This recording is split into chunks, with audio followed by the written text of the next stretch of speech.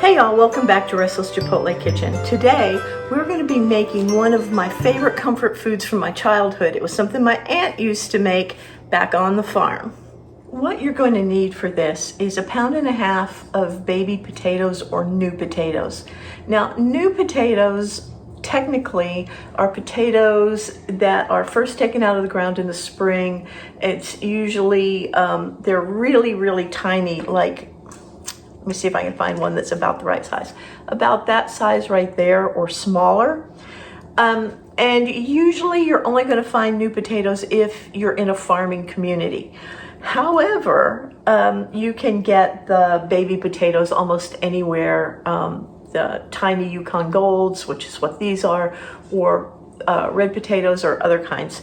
If they are big like this, which is the size of a small egg, then you're going to want to cut it in half, okay? And if they're bigger potatoes, you can still use them, just cut them in fourths.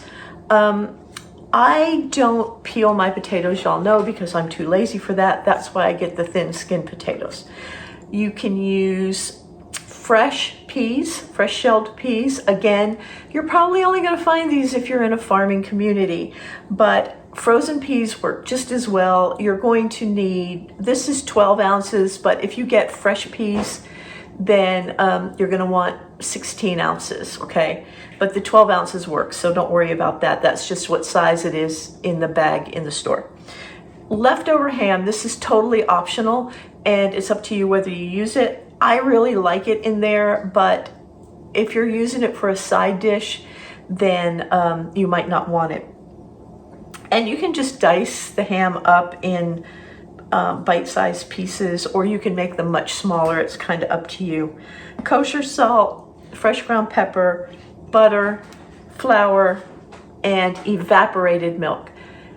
There seems to have been some confusion between evaporated milk and condensed milk. So evaporated milk, hang on, I'm going to get the can. This is from Costco, but this is evaporated milk. Carnation does evaporated milk, and that's the one that before Costco, that's the one that I always got. Evaporated milk does not have any sugar in it. What it is just milk that has been evaporated, and it takes some of the liquid out of it, so it makes it richer. You can use plain milk for this, but I'm telling you that anytime you're making a cream sauce or a pudding, evaporated milk is what you want. Condensed milk has sugar in it, and that is the big difference. So condensed milk is for desserts, evaporated milk is for sauces, soups, and puddings, okay? All right, so evaporated milk, and that's really it. I mean, you could put some garlic powder in there, you could put some onion in there, but that's not how my aunt did it, and that's not how I do it either. This is just a simple side dish or lunch dish, light dinner, and it's so easy to make, and it's just 100% hearty comfort food, okay? It's cold here today, and you're likely to hear some crackling in the background. I have the fireplace going. For those of you that don't know me, we live in an old house, and the fireplace is in the kitchen. So sometimes I get a really good crackling fire going like today, and you might hear that in the background. That's what that is. Sounds kind of like gunshots, so I always like to explain what it really is. So I've sorted through the potatoes, and honestly, there's only one that I would leave whole. The rest of these I'm going to go ahead and cut in half, and you know you're going to know how to do that, so you don't need to stay and watch that. And I need to take my watch off, but I'll be back in just a second. All right, I've sliced all of the potatoes in half, and I'm just going to put them in this pot and cover them with water and add a little bit of salt. There we go. And I'm going to boil. Wow, we've got a thunderstorm. I guess the fireplace isn't the only thing cracking. Hopefully the electricity won't go off while I'm doing this. So back on track. You're going to cover the potatoes with water and bring them to a boil and simmer them until they are fork tender. That's going to take about 10 to 15 minutes. Also, if you're a bread baker, don't salt your water. Just cook the potatoes without the salt in the water, and that potato water makes a great addition to your bread. It helps it rise really high and stay soft and delicious. So that's just an extra tip for my bread bakers out there. Now, if you were not using frozen peas, if you were using fresh peas, you would go ahead and cook those for 6 to 8 minutes until they were tender at the same time you're doing the potatoes, okay? I'm using frozen peas, so there's no reason to do that. I'll see y'all in about 15 minutes. Okay, our thunderstorm is really going strong outside, but it's nice and cozy in here. The potatoes are nice and tender, so I'm gonna take these off the heat and I'm gonna drain them, and then we're gonna get started with the sauce. If you wanna save dishes, you can use the pan that you cooked the potatoes in to make the sauce. But it's easier for me to use a skillet, and it's actually better for video. So I'm gonna go ahead and use a skillet, and yeah. So we're just gonna turn the heat on to about medium high, and we're gonna add our butter. You can use salted or unsalted butter. It doesn't really matter which one, but if you use unsalted butter, you're gonna want to adjust your salt. If you didn't want to use butter, you could use bacon grease, would be delicious. You could use a light cooking oil too. Do not cut back on the fat. It's really important to make a rich, smooth sauce that you have the right proportion of fat to flour. And you'll see why in just a minute. This is basically just making a white sauce.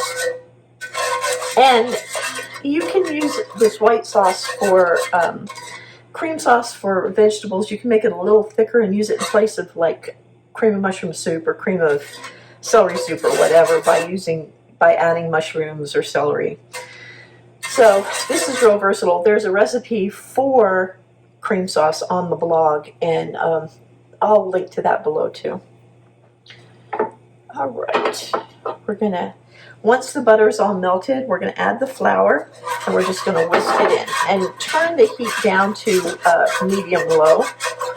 Now, your flour is gonna lump up, and you're gonna have few little lumps, but that's okay because they're gonna cook.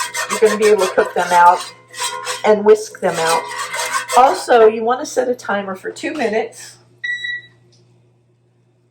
because you want that flour to cook for at least 2 minutes to get rid of any raw flour taste that might be in it. In this case, you don't want the butter and flour mixture to get dark brown. This is called a roux, and like for gumbo and things like that, you let it get really dark brown, but we don't want that. We want this to stay kind of light. We just want to cook it those 2 minutes, and that's all. Now, while you're stirring, make sure that you get in the corners and keep it moving, or else it will scorch. If you get too little butter in there, if you cut back on your butter, it's not going to get smooth like this. You're going to have, or you're more likely to have a lot of lumps. So the trick is to have the perfect balance between flour and fat, and that's usually an equal amount. So in this case, it's 4 ounces and 1/4 cup. And now I'm just going to pour the milk in there, and I'm going to whisk as I pour. If it starts to clump up, see how it's clumping there? Don't worry about it. It'll stir right out. Just keep stirring. That's why we like to use a whisk. This doesn't work quite as well with a spoon, but it works great with a wire whisk.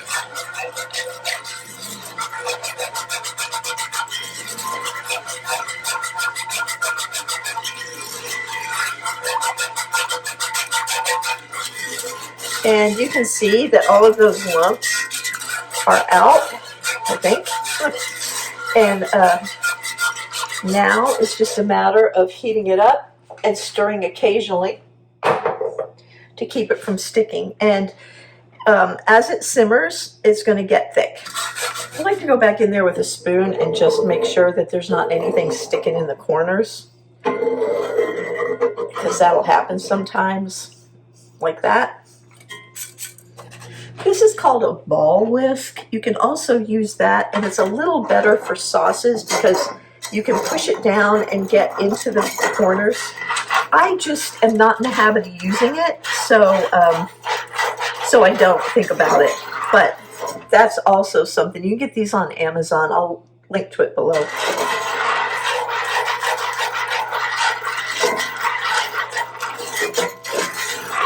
I think you can probably see that our sauce is getting thick.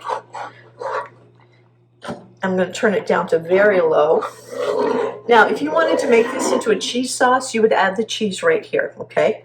But we're thickening the sauce just at a simmer, not at a boil, and we want it to coat the back of a spoon like that. So that's perfect. This is where you want to taste the sauce and add your salt.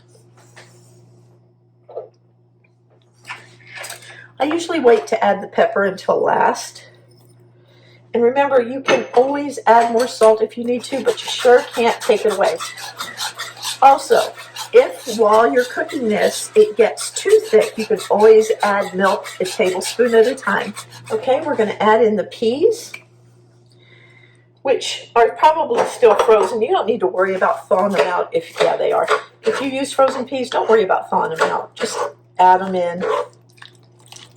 And they're going to simmer in there and cook, because frozen peas are pretty much cooked anyway, and you don't want them to be mushy. I would not use canned peas in this recipe. They're just too mushy for this. Okay, and I'm going to add my ham. And you just want to, and this is if you've used frozen peas, you just want to simmer the peas and the ham until the peas are hot all the way through. They're already cooked. So you just want them to be thawed out and hot. And the same with the ham. You want the ham to be hot all the way through. If it's been sitting in your freezer since Christmas time, like this one has, or actually, I may have frozen it at Thanksgiving, I can't remember. Once the peas and the ham are warmed all the way through, you can add your potatoes. We're just going to add those in.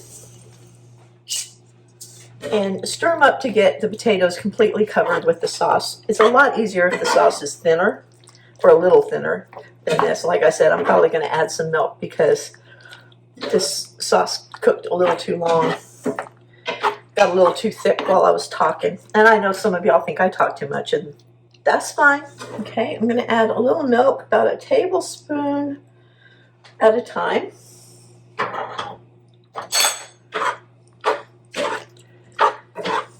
Just to loosen the sauce up a little bit.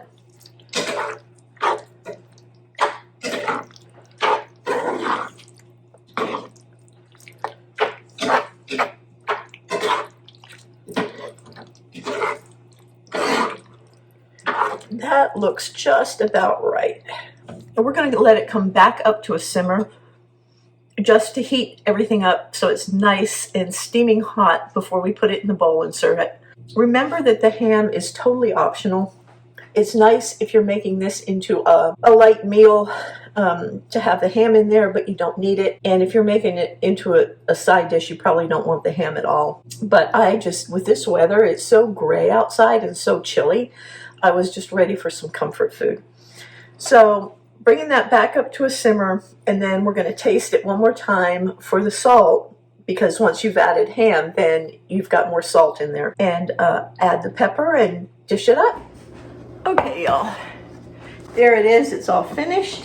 And it's just a beautiful, creamy sauce. The sweet green peas, the tender potatoes, salty ham. So good. So we're going to just dish this up.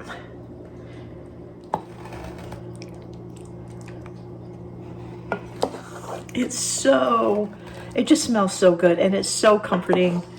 It's just a delicious, easy meal.